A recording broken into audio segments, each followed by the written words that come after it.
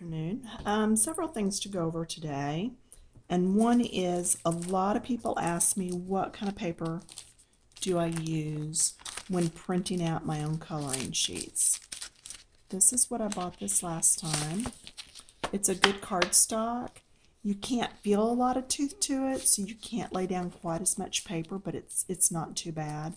It is a 65-pound weight, and that just refers to the weight per page and how much pressure I believe is on it and stuff. But anyway, I get 50 sheets at Michael's. It's $2 all the time. So, and if you look for the package that's 100 sheets, it's like over $10 a package. So it's still cheaper to get the smaller packages. So I have sent out an email from a company requesting that they send me some paper that I can try out and do a YouTube video on. If that happens, you will be the first to know it. So, all right. Do you remember when we did this? All right, it was a follow along. It's from Whimsy Girls Christmas Coloring Book by HannahLynn.com. So the thing is, then we did a color along of a cute little girl, and for the life of me I can't find the page anywhere. But anyway, this was a complimentary, so I'm just going to hold this here for a minute. You're going to need to pause it and copy down what you need to be able to go find this. And if you go back and find the color along, you'll find the information with it too. All right, so you can actually buy that book, and you can get it in digital, and that's what I'm going to do out of today. I'm going to be doing this, and it's from that digital book. I also want to show you, this is up right now. It's complimentary. It'll be out of her new book, I Dream in Color. All right. It's 2017. I mean, it is not even out yet, I don't think. So, and again, that's at HannahLynn.com.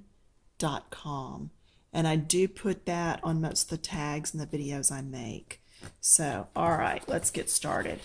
Today, I thought with her, I am going to do something different. I am going to do darker skin. Now, not dark, but I am going to do darker than what we're used to. So I'm going to come in here. See, that's darker than what you're used to. And I'm going to put down my base color. I love to experiment with different colors, and why not? You know, doing my base color all around. Just a light, you can tell I'm doing just a light coat. I'm not going all the way up next to her features because I do want to leave room to put some of my darker color in to show some depth. So, and today I am using my Prismacolors. Oh, you want to know what color? Okay. This is, I got to bring it out of the light. That light's so bright over there. Beige Sienna, and it is number 1080. So let's just write that down. Skin, 1080. And these are Prismacolors. And then my darker shade, now you know this is always subject to change, is 1082. So 1082, I believe it's chocolate. Yeah, chocolate. So we did the base color, and you see it's kind of blotchy. I haven't filled anything in. There's tons of white space showing. It's not really done very evenly. All right, now we're going to come in and do a little bit darker where the hair would leave a little bit of a shadow. There is some shadow down in here over our eyes. Okay, that bone right there pops out, and then the shadow comes right underneath. And then there'd be a little bit of shadow down around here. We're going to go ahead and do her neck almost all in the shadow color. Okay, I'm thinking this might also be skin because her scarf, and then this is folded open. And then we do have hands. Let's go ahead and finish shading this real quick, just very lightly. Okay, very lightly. A little bit under here. Not a whole lot. We don't want her to look like she hasn't had any sleep. But just a little bit in here. All right, coming down under the rest of this. All right, now the hand disappears under there, so that's a shadow. Right here, that might be a little shadow there. And then we'll come back in with our lighter, and we'll go ahead and blend all this out. That's just such a pretty, pretty shade to me. Beautiful shade tone for skin.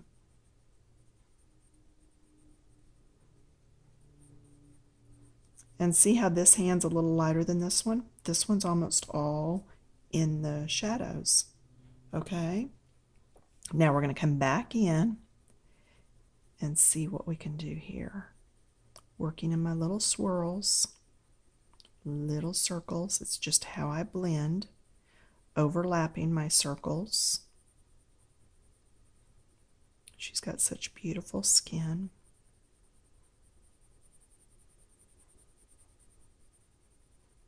I am going to leave part of that white just because it is the whites of the eye. Okay. And I do want to give her some cheek color, so let me just pull, I've got this color laying here. This is Crimson Red, and it is number 924. Now, do you see why I have a hard time reading that? That's what I get to look at. I don't know why they do them in gold. So, okay, so then 924. And you see how bright that is? So very sparingly, I'm going to lay this on its side and just barely touch and put in that cheek color. Same thing over here.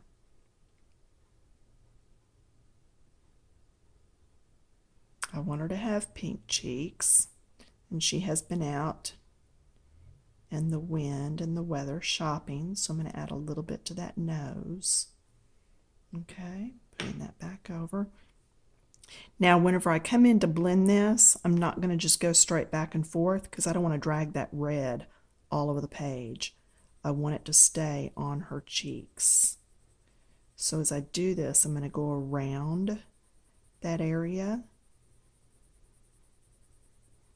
and then I will work my way in. By working my way in, instead of working my way out, I'm not dragging that color further out. Does that make sense?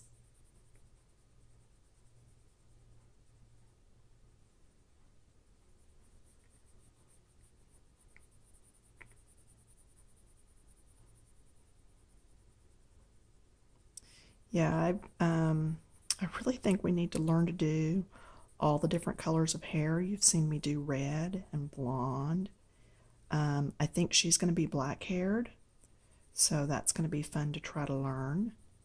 And, okay, just a little bit under her lip so that it pops that lip out. And I do want this a little darker. And as far as the hair, I believe the same thing with skin. You know, we need to learn to do all the different colors and tones. And so that's why I'm doing her a little bit darker this time. I like it. I think she's really pretty. And the more you blend and try new things, the more you're going to learn. And see, she's got just that little bit of pink in there, and it's not overly done. I think it's just right. Right here above the lip, being careful with my circles, trying not to have to go into erase, and then going on both sides. And now I'm going to come back down again, just barely overlapping, and then I'm going to go into that pink, that red that was there.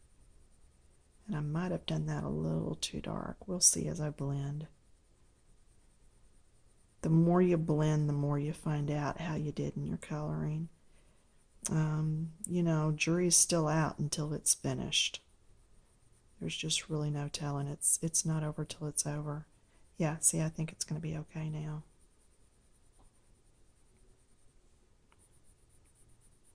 Just that little bit of wind from when you're out shopping.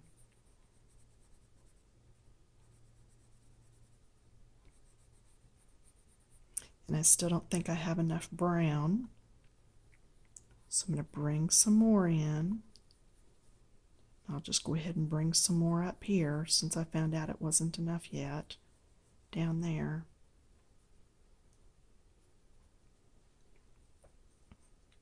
We're going to come back in with that same color, that 1080, and just go ahead and blend. Oh yeah, I like that a lot better. Sometimes I really feel sorry for y'all that you're not just sitting at my table. I want you just sitting here playing and coloring with me.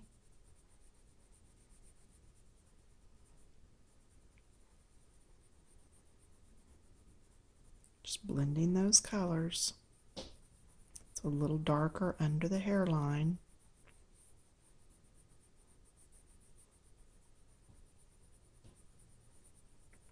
Doing some blending around that pink area.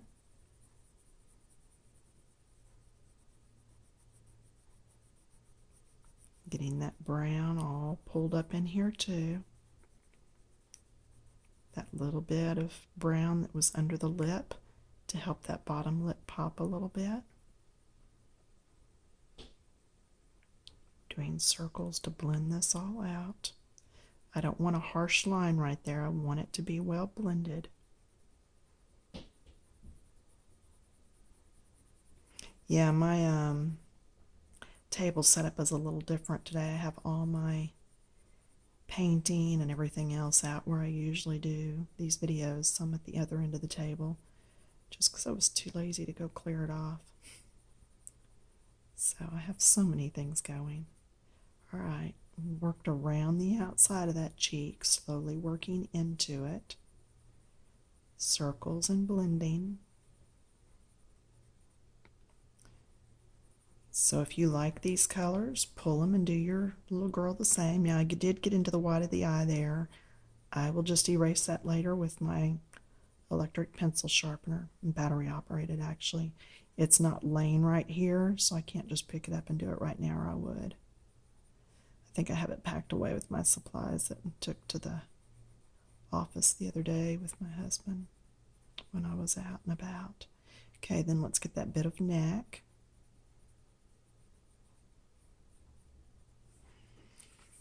Now, do you see?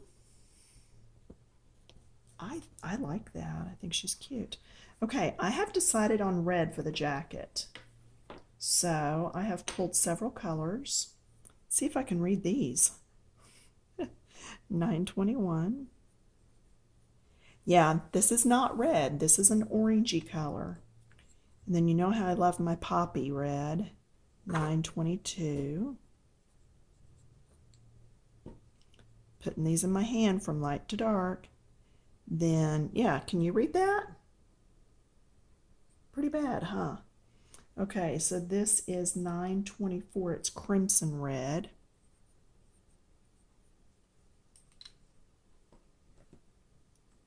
Then this is Crimson Lake, 925. Now see, that one printed nice. I have no idea. And yes, these are a lot of reds, but I just wanted to pull several. We may or may not use them all. 937, which is Tuscan red. Okay, you already know where that's going, don't you? Down in those deepest, darkest areas. So, unsure as to what this is, so I'm not going to do anything to it yet. All right, just not even going to mess with it. I might have thought it would have been the back flap off of that, but it doesn't have a stitching line, and all the rest of the jacket areas have a stitching line. So I'm just unsure. It may have something to do with her hair. Again, just I have no idea. I may ask Hannah. In fact, Hannah, if you're watching this, post in the comments, what is this little section? Help, we don't know. All right, I generally start light to dark. Today, I'm going to go ahead and just change it up a little. I'm going to go in here and make the darkest darks. And I'm going to have it come out lighter, just so that we know exactly what areas we're doing. Okay, this is going back down and under. This is under the edge of her hair, so it would also be at our darkest, although I don't want to get it too dark, so I'm just going to come in here a little bit and then fade it out like really fast. Now, if this is actually tacked on and folded, then right underneath would also be a little darker. And I'm just doing little lines. Can you see how I'm doing that? It's just little lines coming out because I just barely want it to be there. Just barely there. And I'm heavy-handed, so I need to remember to hold my pencil further back. It will keep me from going as dark as what I would normally go, because this will get dark fast and I don't want it to. Okay, there's a V. Remember how we talked about V's and folds in clothing would be darker? All right, this is underneath this, so this area is a little darker. We know that's actually an edge because of the stitching. Okay, so that's a good hint there that it's an edge. And then this is where the fold is, so that's going to be a little bit darker. We don't have to go real dark on this. I just want to get that V good. I don't want to have to come back and do it, but if we do, then we do. That's no big deal. I'm doing this just a little because of her hair overlapping. Okay, this piece of the jacket is under this flap and under the edge of her hair, so it's going to be darker just right here. I know at least one of you is coloring along. You said you had bought the book and you were waiting for me to do this page. If you decide you want the jacket a different color, that's fine. Not a big deal. Pull several shades in that color and just use your darkest shade right here. Now this, oh, that's not her hair. Sorry, that's her scarf. I was thinking a braid because the last one we did, I think, one of them had a braid. But anyway, so that is over the top of this. So this part of the jacket again is going to be just a little darker. Then under the edge here, where the lapel is flipped over, under the edge of the hair, there's that V. That can be a little darker. Here's another V here. Then just come out lighter. This is going to be darker. There's a V there. This is a big V here. Okay, her arm is down over the top of that jacket. Her little belt here, the band or the belt of the jacket, or her top, it could be just a fluffy thick top. I'm going to keep calling it a jacket though. It's over the top of this, so there very well might be a shadow all up next to it. Okay, we're going to put that shadow in just so that it looks more dimensional as we get there. This is going to be darker right here because again it is under this piece, and then just get lighter as you come out. I'm doing better on my getting lighter today. I'm remembering to hold the pencil further back. Okay, this is under the arm and it's a V, so that's darker. Now notice how I go on the back of this line. I'm doing this part, not this part, and I'm not going on top of it. I'm going right behind it. What that does is pushes this in front. Okay, see my fingers? See how there's a line here? It's light. The shadow is back here on this finger, not on this one. It's back here. Okay, does that make sense? So if you go behind the line, then your shadow is in the right place. See how the buttons are behind? So the shadow would also be behind. If you were to do the shadow here, it would make this look further pressed back, and that's not what's going on in this picture. So I'm going to put the shadow behind on this one and a little shadow underneath the belt, just like we did before. I'm going to put a little shadow behind on that one. Bring just a little shadow down under that belt. Now, see how this is on top? So this is underneath. So there is going to be a slight shadow coming up through here. Fade it out. Don't just leave it hanging. Then here, you can decide where you want the shadows. I am going to go ahead and put the shadows behind on each one of these. So I'm going to do the same thing up here. The shadow is going to go behind. And then her bags are over the top, so all that would be shaded. Shade under the edge of those bags. Here's the shadow that's behind. Okay, I'm going to turn the pencil the other way so that I am going the direction the bag is going. As long as I make that fade out, it's good. And that shadow might be a little bit longer just because those bags are big and bulky. Just fade it out, lighter as you go. And again, we may have to come back in with this color and deepen a lot of this up. I put it pretty deep up here. I did not do near as deeply down here. So, and again, it's how I'm holding the pencil and just really trying to make myself do lighter. So I'm going to go ahead and deepen these up a little bit right now. You want to try to do the same amount of deepness or level of pressure all over your page. See, there's a triangle there. So that when you're coloring, you don't have to come back in and fix a whole lot. If you can do it more evenly to start with, it'll be easier for you in the long run. Down this back side.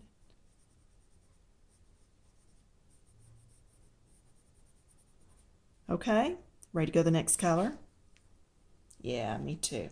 Okay, we are running out of time though, so we're not going to be able to do a whole lot more. Let's jump right to this orangey color. You may want to wait till I've done the whole thing to see how this works, to see if you like it. What I'm trying to do here is capture some light. So I am very sparingly going to hit this right here. I know I said sparingly, and yet it looks very in your face, doesn't it? I see an area I missed. The dark on her lapel up here, under the cuff, under the scarf, and then running that out. Okay, now back to this orangey color. This is the vermilion, pale vermilion. It is the 921. I want to do some highlight areas, and so I'm putting some orange in on some of these areas that have no red near them. Okay, maybe right up here might be a good spot. And then we're going to go back to coloring just a bit with the dark. I want to put a little shadow under each button.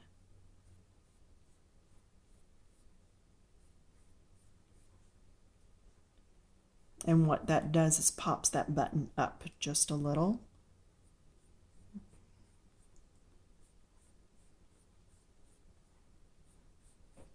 because that button's leaving a little shadow. Oh, this is flipped over. You're right. I've got to get that. Thank you. Okay, so we've gotten a good start on this. I think we're going to stop and break for lunch, and then we'll be back and we'll keep working on this some more. Okay, so let's just put these down. And when we come back, I think we're going to keep working dark to light today, just to kind of change it up a little bit, and we'll go from there. So I will see you in a bit.